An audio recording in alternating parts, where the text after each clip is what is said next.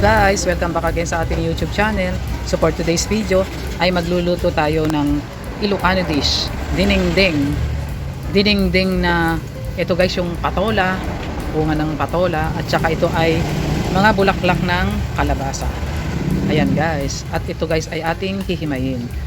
See you later, thank you for watching. At dito naman guys ay nagpapakulo na tayo ng ating sahog. Itong isdang bangos at saka isdang alumahan. Ayan guys.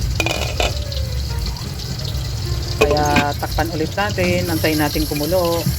A few moments later.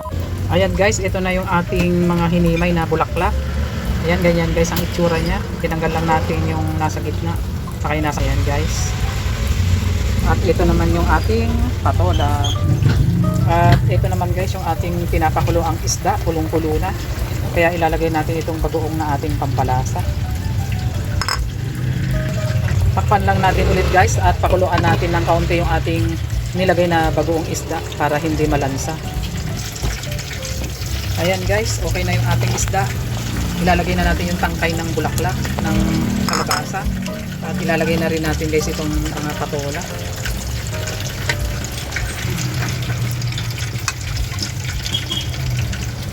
Kaya ibabaw lang natin guys yung mga isda.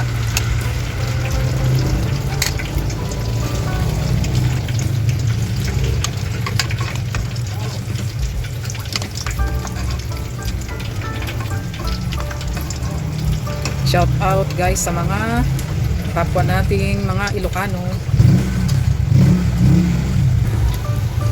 Takpan ulit natin guys. Ayan guys, ilagay na rin natin guys itong mga bulaklak.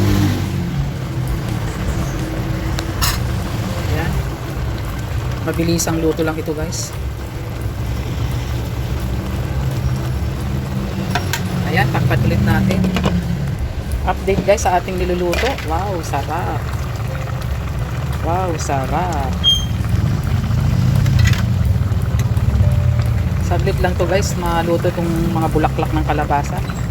Kaya ayan na nga guys, it's done na ang ating Ilocano dish na dinengdeng na patola at bulaklak ng kalabasa. Kaya thank you for watching and don't forget to subscribe. Bye bye!